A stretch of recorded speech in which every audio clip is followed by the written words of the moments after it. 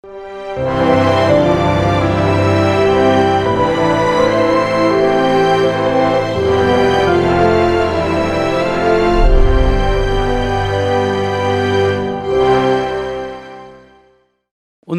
우상은 새 노래를 부를 수 없다라는 제목으로 말씀을 전하고자 합니다.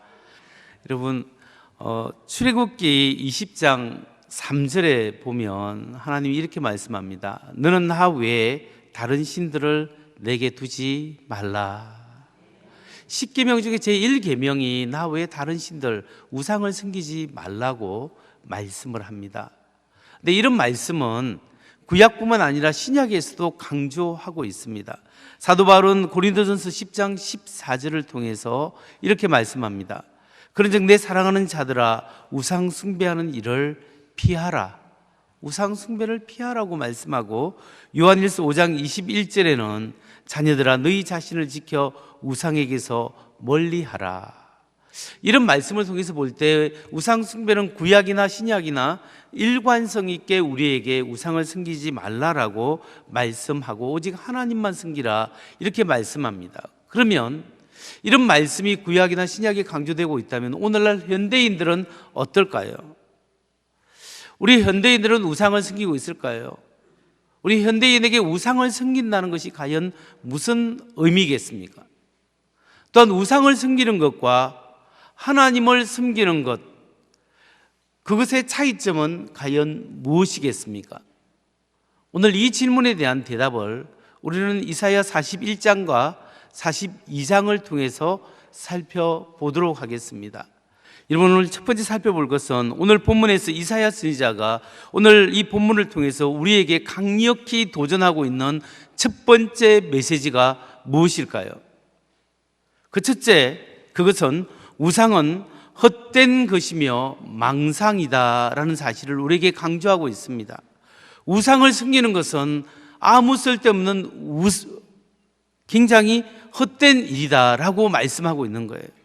이사야 선지자는 거짓 신들을 섬기는 것은 아무런 소용이 없고 너에게 아무런 유익이 없다고 말씀하고 있습니다. 이사야 41장 21절을 한번 보겠습니다. 나 여호와가 말하노니 너희 우상들은 소송하라. 야곱의 왕이 말하노니 너희는 확실한 증거를 보이라. 여기에서 하나님이 말씀하십니다. 우상들에게 말씀하는데, 우상들아 너희가 소송을 제기해보라. 나의 법정에 와서 너희 옳고 그름을 한번 따져보자. 너희가 살아있다라는 증거를 확실히 한번 보여보아라 라고 이야기합니다. 그러면서 하나님이 계속해서 요구하는 것이 뭐냐면 이사야 41장 22절에서 24절 말씀입니다. 세번역 성경으로 보면 이리 와서 장차 무슨 일이 일어날 것인지 우리에게 말하여 보아라. 지난날에 있었던 일들이 어떤 것이었는지 말하여 보아라. 그러면 우리가 그것들을 살펴 그 결과를 알아보겠다. 아니면 앞으로 올 일들을 우리에게 말하여 보아라. 장차 올 일을 말하여 보아라. 그러면 우리가 너희들이 신이라는 것을 알 수 있을 것이다. 복을 내리든 화를 내리든 좀 해보아라. 그러면 우리가 모두 놀라며 두려워하게 될 것이다. 참으로 너희는 아무것도 아니며 너희가 하는 일도 헛것이니 너희를 섬겨 예배하는 자도 혐오스러울 뿐이다. 여기서 하나님이 강조하는 것이 뭐냐면 너희 신들은 가짜지 않느냐. 너희가 살아있는 신이라면 장차 올 장래 일을 한번 알아봐쳐 보아라. 장래 일에 대해서 설명을 해보고 또 그 일이 일어날 것을 너희가 한번 해보아라. 무엇이라도 좀 한번 증명해 보아라고 이야기합니다. 그러면서 너희가 헛된 신, 너희가 가짜지 않느냐라고 말씀하고 있는 거죠. 여러분, 지금 이 말씀을 들은 이스라엘 백성은 나중에 바벨론에 의해서 멸망돼서 포로로 끌려갑니다. 바벨론 포로로 끌려서 70년 동안 바벨론 포로 생활을 하는 이 사람들이 있던 그 바벨론 지역에는 여러 문화가 있었는데 그 중에 학문 중에서 점성술이 발전돼 있었습니다. 하늘의 별자리를 보고 앞으로 이 땅에 일어날 일들이 무엇인가를 점쳐보는 그런 점성술이 발전돼 있었습니다. 그러나 그 점성술로도 어떤 우상에게도 장래 일을 알아낼 수는 없다라는 겁니다. 한 번쯤 우연히 맞출 수 있고 두 번쯤은 맞출 수 있지만 계속해서 그 일을 확실히 알아맞힐 수가 없습니다. 왜냐하면 미래에 일어날 일은 우리 하나님, 세상을 창조하신 하나님만 알고 있기 때문입니다. 창조주 하나님만 미래를 아시는 거예요. 그 외에는 누구도 알 수가 없는 겁니다. 여러분, 오늘 하나님이 우상에게 이야기합니다. 너희는 장래일을 알지 못하지 않느냐라고 이야기하면서 너희 헛된 것이다 라고 말씀하시는데, 실제로 하나님이 우상에게 말하지만 실제로 누구에게 이 이야기를 하고 있습니까? 유대 백성들에게 하고 있는 겁니다. 우상을 섬기는 유대 백성들에게 이야기하는 말씀이고, 이 말씀은 오늘을 살아가는 우리들에게도 주시는 말씀이다. 이렇게 생각할 때 우리가 하나님의 말씀을 제대로 받는 겁니다. 우리가 하나님이 아닌 엉뚱한 것을 믿고 의지해 봤자 그것이 우리에게 어떤 것도 해줄 수 없다라는 사실을 하나님의 말씀은 강조하고 있습니다. 이사야서 41장 28절과 29절에서 우상에 대해서 하나님이 내리는 결론이 나옵니다. 그 결론을 보면, 내가 우상들을 둘러보았다. 그들 가운데 말하는 우상은 하나도 없었다. 어떤 우상도 내가 묻는 말에 대답하지 못하였다. 보아라, 이 모든 우상은 쓸모가 없으며 그것들은 아무것도 할 수 없다. 부어 만든 우상은 바람일 뿐이요 헛것일 뿐이다. 여기서 하나님이 뭐냐면, 우상은 너희가 바라는 것이지만 그것은 헛된 것이다. 아무리 그것을 섬겨봤자 아무런 역사가 일어나지 않는다고 말씀하고 있는 겁니다. 여러분, 그렇다면 오늘을 살아가는 우리 현대인들도 우상을 섬길까요? 종교개혁자 마틴 루터는 10계명 중에 제1계명에 대해서 이렇게 이야기합니다. 우상을 가진다는 것은 우리가 온 마음으로 그를 신뢰하고 믿는 것 외에 아무것도 아니다. 당신의 마음이 의지하는 것이 진정으로 당신의 하나님이다. 당신의 마음이 의지하는 것이 진정으로 당신의 하나님이다 라고 이야기하는데, 여러분은 무엇을 의지하고 있습니까? 어떤 것을 의지하고 있느냐에 따라서 우리가 하나님을 섬기느냐 우상을 섬기느냐가 결정될 수 있습니다. 따라서 현대인에게 있어서 우상은 우리 마음에서 하나님이 아닌 것, 다른 것에 더 우선순위를 둘 때 그것이 나의 우상이 될 수 있는 거예요. 우리가 하나님이 아닌 것, 다른 것을 기뻐하고 그것을 의지하고 그것을 신뢰하고 그것이 성취되면 나에게 기쁨이 주겠거니, 저것이 나의 삶에 기쁨을 주겠거니, 이것을 가지면 나의 삶에 큰 행복이 오겠거니, 이렇게 생각합니다. 그러나 우리가 잊지 말아야 될 것은 인간의 욕심은 한이 없고 우리 마음속에는 거대한 블랙홀이 있는 거예요. 성취하고 이루고 가지고 가질수록 계속해서 빨려들어도 결코 만족할 수 없는 공허함이, 인생의 허무함과 공허함이 우리 마음속에 블랙홀처럼 자리를 잡고 있어요. 이 인생의 이 공허함은 거대한 세상을 만드신 무한하신 하나님이 아니면 메꿔질 수가 없는 겁니다. 여러분, 그렇기 때문에 우리 마음을 하나님께 가져가야 합니다.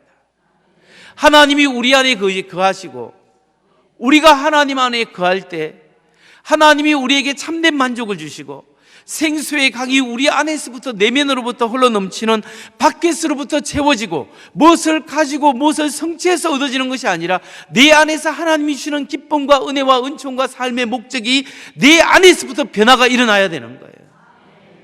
그런 은혜를 하나님만을 주신다는 거예요. 다른 어떤 것에서 의지할 때 오는 것이 아니라는 것을 꼭 기억하시기 바랍니다. 여러분이 의지한 그 우상을 던져버리십시오. 여러분이 지금까지 의존하고 믿고 있는 것, 그것이 나의 우상이 될 수 있습니다. 하나님만이 내 마음속에 부어지고 채워질 때 여기에서부터 하나님의 은혜와 만족이 있다는 것을 믿으시기 바랍니다. 그렇다면 이제 두 번째로 우리가 살펴볼 것은, 우리가 헛된 우상을 섬기지 않고 살아계신 하나님을 섬긴다면 하나님이 어떤 일을 행하실까요? 두 번째, 살아계신 하나님은 우리를 위해 구원의 계획을 이루신다는 겁니다. 하나님이 인류를 향한 구원의 계획을 이루시는데, 우상처럼 가만히 있고 아무것도 할 수 없는 존재가 아니라 세상을 창조하신 하나님은 오늘도 살아서 역사하시는데, 하나님이 하나님의 구원의 계획을, 하나님의 종을 보내시고 하나님의 종을 통해서 하나님의 구원의 계획을 이루신다는 사실입니다. 오늘 이것을 이사야가 강조합니다. 하나님이 하나님의 때에 하나님의 종을 보내시고 하나님이 인류를 향한 구원과 공의를 이루신다, 이 말씀을 하고 있는 거예요. 그런데 하나님의 종, 인류의 구원자 예수님이 오셔서 하는 일은 무엇일까요? 그것이 바로 이사야 42장 3절에 표현되어 있습니다. 그는 상한 갈대를 꺾지 않으며 꺼져가는 등불을 끄지 않으며 진리로 공의를 베풀 것이다.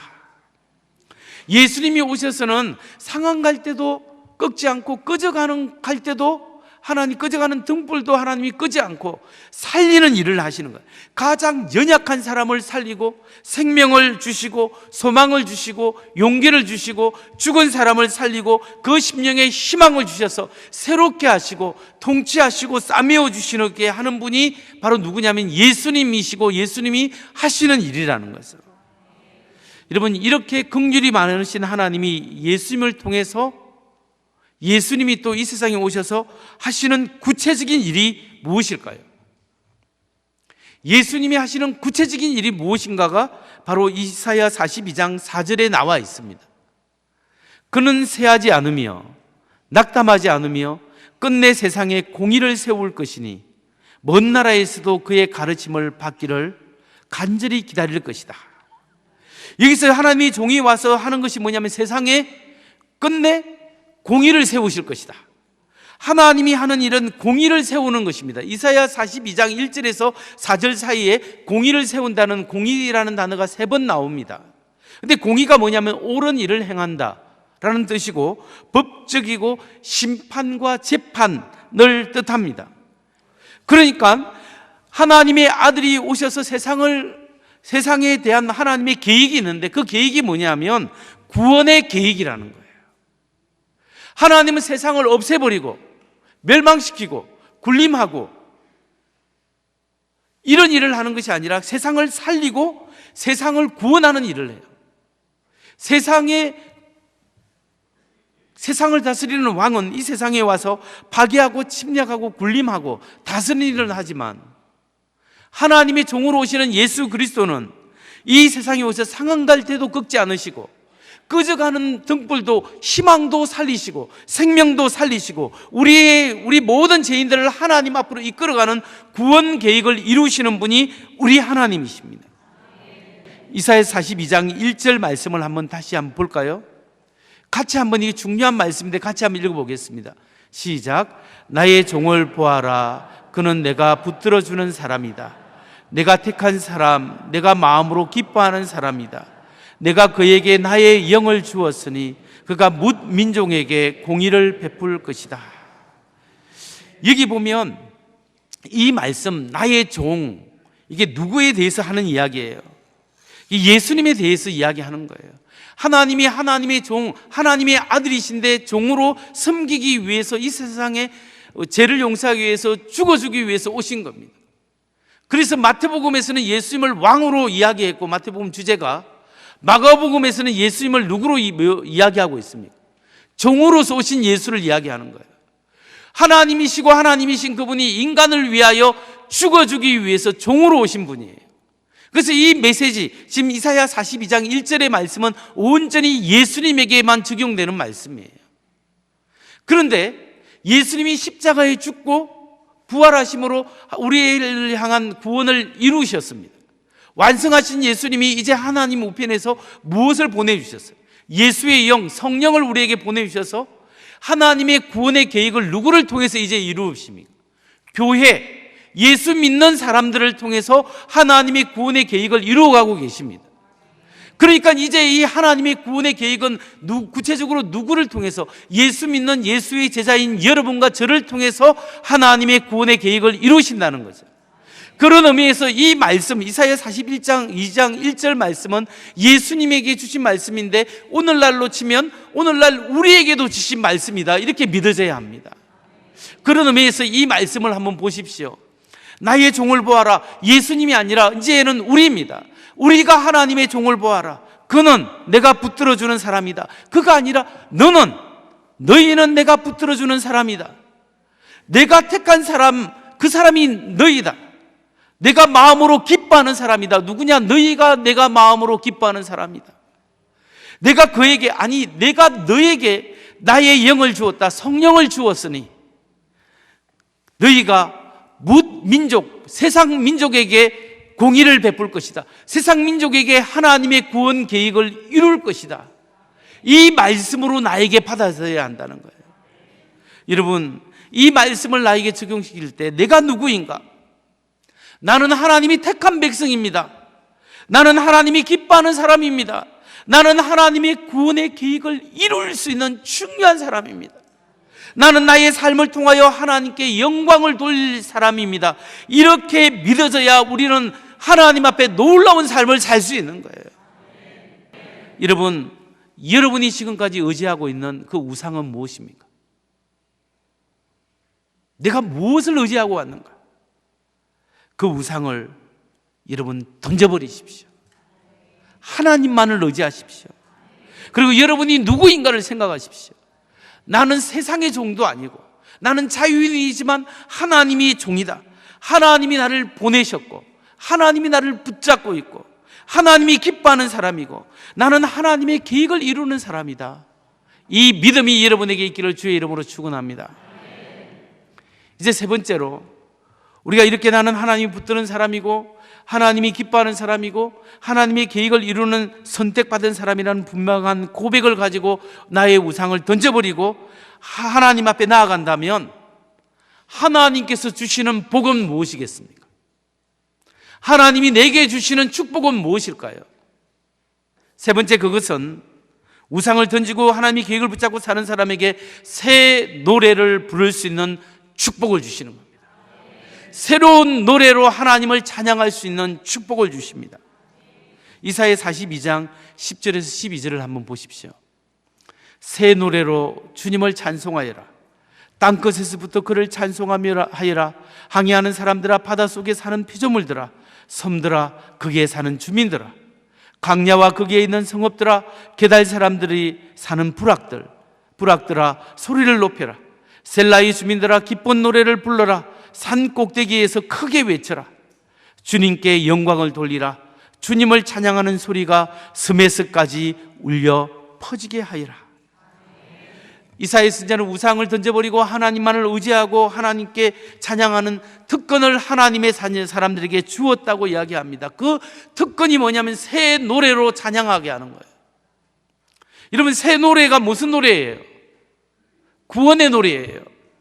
하나님의 구원의 노래, 하나님의 구원의 노래를 찬양할 수 있는 사람은 하나님의 구원의 은혜를 경험한 사람만이 하나님께 찬양할 수 있고, 이것은 다시 새 노래로 부른다는 것은 하나님의 경배와 찬양과 예배를 드릴 수 있는 거예요. 우리는 새 노래로 하나님께 예배할 수 있는 특권을 받은 사람들입니다. 우리가 이 살아갈 때 하나님을 찬양하고 마지막 주님 다시 오실 때 그 영원한 하나님 나라에서 온 우주와 온 하나님의 백성들이 하나님을 찬양하고 우리의 세포 하나하나에 하나님의 영광이 임하고 우리가 영원한 하나님 나라에 살 수 있는 하나님을 새 노래로 하나님 나라에서 찬양하게 될 것입니다. 여기에 대해서 요한계시록 14장 3절은 이렇게 이야기합니다. 그들은 보좌와 네 생물과 그 장로들 앞에서 새 노래를 부르고 있었습니다. 땅에서 구원을 받은 14만 4천 명 밖에는 아무도 그 노래를 배울 수 없었습니다. 여기 보면 하나님 하늘나라에서 구원받은 14만 4천 명이 새 노래로 하나님을 찬양하는 그 영광스러운 장면이 있습니다. 여기서 14만 4천 명은 누구냐? 문자 그대로 하면 이스라엘 민족, 택함을 받은 이스라엘 민족이고, 의미적으로 해석하면 하나님 아브라함이 선택받았듯이 아브라함을 통한 믿음으로 말미암아 구원을 받는 모든 교회, 모든 하나님을 믿는 하나님의 자녀들, 하나님의 백성들이 14만 4천, 그 상징적으로 이야기하고 있습니다. 신천지에서는 14만 4천 명을 문자적으로 14만 4천 명이라고만 하고 그 사람들만 구원받는다고 합니다. 여러분, 그렇지 않습니다. 생각해 보십시오. 1세기부터 지금까지 1세기에도 예수 믿은 사람이 수만 명에서 수십만 명이 있었습니다. 수만 명에서 수십만 명이 예수 믿는 것 때문에 죽임을 당하고 어려움을 당하고 그 박해를 피하면서 다녔습니다. 2세기, 3세기에서 21세기까지 수많은 그리스도인들이 목숨 바쳐 살아온 사람이 수십만 명, 수백만 명, 수십억 명이 하나님을 믿는 사람이었을 거예요. 그러면 그 사람 예수님께서 14만 4천 명만 위해서 십자가에 못 박혀 죽었겠습니까? 아니에요. 전 인류를 위해서 죽으신 거예요. 그런 의미에서 진짜로 하나님을 믿는 하나님의 백성을 위해서 죽으신 거예요. 그래서 오늘 이 14만 4천 명은 하나님을 믿는 진정한 하나님의 사람들을 말하고 있는 겁니다. 그 진정한 하나님의 사람들이 하나님 나라에서 찬양하고 하나님을 경배할 거예요. 근데 여러분, 하나님을 찬양하고 하나님을 경배하는 사람들의 특징이 있습니다. 그 특징이 뭔지 아십니까? 하나님 안에서 유니티, 하나 되는 것을 이룬다는 거예요. 하나님 안에서 하모니를 이루는 것이 특징이에요. 하나님의 은혜를 감사하고 하나님으로 절구하고 하나님의 백성이 함께 모여서 하나님을 바라보고 찬양할 때 주님이 머리이시오, 영광 받으신 머리이시오. 우리는 각 지체의 몸입니다. 우리는 하나님의 말씀대로 움직이는 사람들이고 하나님의 뜻 가운데 살아가는 사람입니다. 주님 홀로 영광 받으소서 하는 사람들은 그리스도 안에서 일치를 이루는 거예요. 그런데 사단의 영, 세상의 영, 우상을 섬기는 사람들의 특징이 뭐냐면 분열입니다. 사단은 교회를 분열시키고 가정을 분열시키고 사람들의 정신을 분열증을 일으키고 자기 열심으로 살아가다가 분노하고 미워하고 질투하고 당파를 짓고 무너뜨리고 아프게 하고 찌르게 비난하는 그게 사탄의 역사예요. 잘 보십시오. 이단들을 잘 보십시오. 이단에 속한 사람들이 그 이단들이 결국은 가정을 파괴시키지 않습니까? 이단이 한 사람의 사람을 영혼을 파괴시킵니다. 가정을 파괴시킵니다. 사회적으로 반사회적인 행동을 일으킵니다. 그런데 그리스도의 복음은 그렇지 않습니다. 그리스도의 복음의 핵심은 하나님 사랑, 이웃 사랑이에요. 하나님을 깊이 사랑하는 사람이 이웃을 사랑하고 자기 자신을 넘어서 하나님 중심이요 타인 중심의 이기적에서 이타적인 삶으로 변화되는 삶이, 우리가 그렇게 살지 못해서 부끄럽지만 그렇게 살기 위해서 노력하는 사람이 크리스찬이라는 거예요. 크리스찬은 가정을 살리는 사람이에요. 크리스찬은 나의 관계가 하나님과 회복되어서 내가 누구인가를 아는 사람이에요. 가정을 하나님 앞에 올려드리는 사람이에요. 이 사회에 공의와 정의가 세우기를 원하는 사람들이에요. 그리고 사랑으로 다스려지기를 원하는 사람이 크리스찬이기 때문에 그리스도의 복음은 살리는 영이에요. 그런데 죽음의 영, 사탄의 지배를 받는 사람의 특징은 사람들을 찌르고 분열시키고 아프게 하고, 여러분 중에 누구든지 교회 구역이나 교회 공동체에서 남을 비판하고 분열하고 욕하고 질투하고 미워하고 이렇게 하는 것은 사단의 영을 받은 사람이에요. 근데 하나님의 영에 이끌리는 사람은 그걸 절제하게 되고, 넘어졌다가도 다시 아차, 내가 하나님의 말씀대로 살아야 되겠구나, 하나님 앞에 절제할 수 있고 하나 되는 은혜가 있다는 사실입니다. 여러분, 오늘 새 노래를 부를 수 있는 하나님의 백성, 그 하나님을 경배할 수 있다는 것이 우리에게 영광이에요. 여러분, 우리가 인격체예요. 짐승들은 하나님 앞에 찬양할 수 없고 하나님을 경외하고 경배할 수 없어요. 오직 이성이 있고 인격이 있는 인간만이 하나님을 찬양할 수 있어요. 근데 여러분, 어떤 사람을 만났을 때 나보다 인격이 안 좋거나 성질이 안 좋은 사람을 만나면 여러분 기분 좋아요? 좀 찝찝하잖아요. 그런데 아주 인품도 좋고 사람 매너도 좋고 사람이 좋고 존경할 수 있는 사람을 만나서 이야기하고 이렇게 나면은 뭔가 좀 저분은 좀 달라 하면서 좀 기분이 좋고 내 마음에 보람도 느끼고 시간을 투자한 그런 것들이 뭔가 뿌듯함이 느껴져요. 근데 인격 중에 가장 완벽한 인격이 누구냐면 하나님이세요. 그 하나님과의 만나고 그 하나님을 경외하고 하나님을 찬양할 때 내 인격이 하나님 인격과 마주치고 내 인격 속에 하나님의 은혜와 은총을 담으면 나의 삶이 풍요롭고 풍요로워질 수 있다는 사실이에요. 그렇기 때문에 우리가 하나님을 찬양하는 것이 하나님 앞에 축복이고, 뿐만 아니라 하나님을 찬양하는 사람은 살리는 거예요. 서로가 함께하고 화합하고 축복하고 그리스도 안에서 하나를 가는 믿음의 공동체, 그 공동체가 성령이 역사하시는 공동체인 줄 믿으시기 바랍니다.